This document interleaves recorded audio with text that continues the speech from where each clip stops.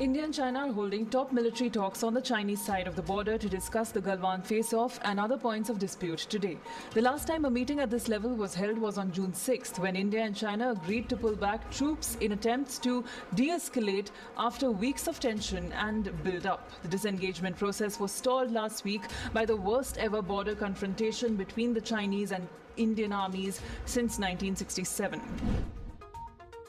BJP responded to former Prime Minister Manmohan Singh's statement on the Galwan clashes, where he reminded the centre that disinformation is no substitute for diplomacy or decisive leadership. BJP replied, one only wishes that Dr. Singh was as worried about Chinese designs when, as Prime Minister, he abjectly surrendered hundreds of square kilometres of India's land to China. BJP President JP Nadda alleged that the UPA personified systematic institutional erosion of that office combined with disrespect for our armed forces.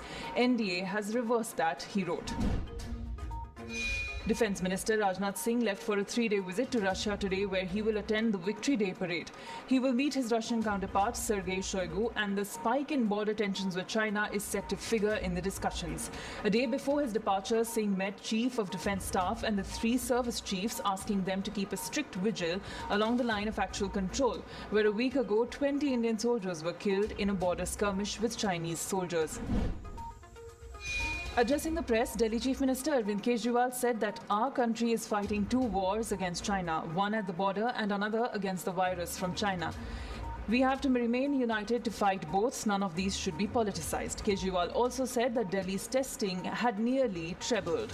Before this, the centre had directed the Delhi government to report every COVID-19 case to it. Sanjay Jha, the Bihar Minister for Water Resources, claimed that Nepal was not allowing repair work for Gandak Dam that takes place in Lal Bakeya River in no man's land. He also said the neighbour, which recently passed a bill to update its map to include Indian territory, had stopped repair work at several other locations. Jha said he will write to the centre, as if this issue isn't addressed timely, then major parts of Bihar will be flooded. 57 minor girls have tested positive for the novel coronavirus at a state-run children's shelter home in Kanpur district of Uttar Pradesh, with 5 of them found to be pregnant and 1 HIV positive. Officials claim the pregnancies began before the lockdown. The shelter home has been sealed and its staff quarantined.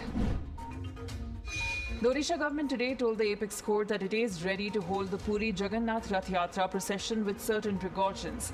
Solicitor General Tushar Mehta, appearing for the centre, said the government has no objections with the yatra and suggested telecasting it on TV in order to avoid a large congregation of people.